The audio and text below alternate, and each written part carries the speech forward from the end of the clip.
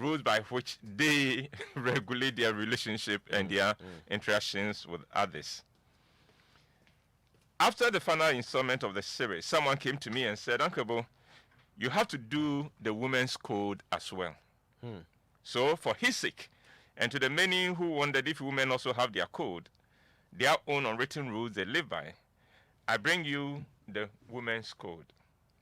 These are rules women live by and insist on with other women and also with the men in their lives. Here are the rules. And Kojo, I have 14 of them. I'm not too sure how many we can run through today. So we just go till time catches up with us. Unwritten rule number 1. And this is the woman's perspective. When it comes to my man, you are my sister, and you should look out for me and inform me of anything I need to know. Women have an unwritten rule that when it comes to the man in their lives, all other women are bound by a code of honor to let her know if her man is cheating on her or not, and to monitor his activities and report those activities to her. A woman expects that if another woman sees her man messing around, that woman would understand that it is her duty to find a way of passing the information on to her with as much details as possible. As far as women are concerned, when it comes to protecting their relationship, all women are sisters and owe each other a duty to pass on intelligence that will help them know if their men are being faithful or not. And when a woman discovers that her man is cheating on her and finds out that another woman close to her knew of it and did not tell her, she does not forgive her because she has broken the code of looking out for the interests of her sister. This code gives rise to what I call WNN. That is Women's News Network. And every woman is supposed to be, quote unquote, a correspondent of WNN. This is why WNN is omnipresent and more effective than any other news network in the world. Unfortunately, a lot of men have no idea of the existence of WNN and are often shocked when they are exposed by that network. So, a man cheating on his wife thinks he is very clever and believes that he has taken every precaution to avoid detection. He operates in this sense of false security until one day his woman confronts him with his affair.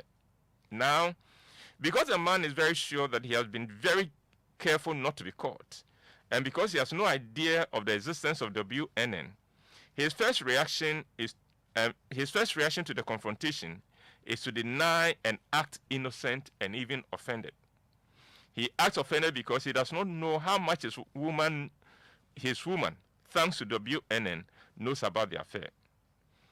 This happens because a clever woman never discloses her sources and never discloses all she knows when she's confronting her man. So let me give you a scenario that would put all this in context. So the confrontation can start off with a seemingly innocent question like, John, who is Martha? And public service announcement, with women, there's nothing like an innocent question or a harmless question. Now note, John is very sure that his woman cannot know about he and Martha. What he does not know is that a correspondent of WNN has filed reports on what is going on. So he goes like, Martha, who is Martha? I don't know any Martha. His woman goes, John, what are you saying? Are you saying that you do not know anyone called Martha? Now he has to go on the defensive. Of course I don't know any Martha. And what is this about Martha that you are bothering me with? I don't like that too. You know, by now the woman is convinced that she's on to something and that WNN has got it right. But a clever woman still plays it cool. She goes, John, what is the name of the girl who was posted to your department for national service last year? Now, John has to find a way of conceding that he knows a Martha without giving away anything. And so he goes, oh, you mean that Martha? Oh, that small girl. I'm not even close to her, oh, and that is why I even forgot that she's called Martha. This man is digging his own grave, but he does not know it yet. He is taking on WNN without even knowing that it exists. His woman, on the other hand, knows that the network is reliable, but she plays her cards carefully. She goes, John, are you telling me that you are not close to that matter? Oh, of course I'm not, he says. Why don't you believe me? Why don't you believe me? Why will I lie to you about something like this? If I were close to her, why will I not tell you, not say so to you? Now, depending on the emotional makeup of the woman, she can drag this and get him to commit himself in his denial more and more, so that when she hits him with a fact, he will have no way of escape. So she goes, I hear last Tuesday was a birthday. Is that why you came home at 1 a.m. and said you were doing overtime? You know, the sad thing is that some men never know when they are cornered, and so they make the situation worse. Of course, John knows that Tuesday was Martha's birthday, but he still is sure that his woman could not know what he had done with Martha on that Tuesday. And so he still denies and acts offended. He goes, what is wrong with you? What has Martha's birthday got to do with me? And why are you acting as if I'm up to something with this small girl? And this time, his woman decides to drop the bombshell she has been holding back all along. She shows him pictures of he, John, and Martha dancing at the birthday party, and another picture of him kissing her. Of course, John is shocked and confused. In his mind, there's a debate going on. He is asking himself how his woman got the pictures. He was not even aware that anyone was taking pictures at a party. And who sent it to her and why? You know, if men knew how seriously women take this code of looking out for one another's relationship, we will stop lying to them. Now, because of this code, it is very difficult for a man to get away with lying to a woman. Women expect other women to act as their eyes and ears as far as the movements and activities of their men are concerned when they are not around. And women take this code very seriously. Unwritten rule number 2. Stay away from my man if you are my friend, a relative, or a colleague at the same office with me.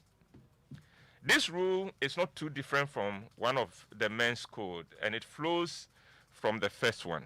You see, women expect other women to keep an eye on their men, but at the same time not to have anything romantic to do with them. No woman expects someone she calls a friend or a cousin or a sibling to go in for her man, and when it happens, it is a declaration of war that lasts a lifetime. The same goes for even a colleague working from the same office. When a colleague in the office breaks this rule, she declares war that will end in one of them leaving the office out of sheer frustration or bitterness. And all women in the office are supposed to take sides in this battle. No woman is permitted the luxury of sitting on the fence on this matter. And those who insist not to be involved in the matter find a side imposed on them. Now, the interesting thing is that this war can be going on and all the men in the office may not be aware of it, but no woman in the company will be ignorant of it.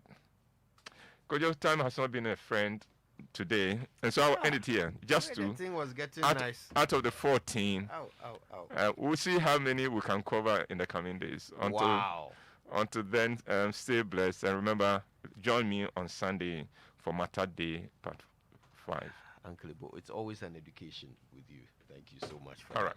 And that, of course, was food for thought. There's more on Thursday. Don't miss it. Right now, time for the Joy Business Minute, brought to us by Consolidated Bank Ghana, CBG. We stand with you.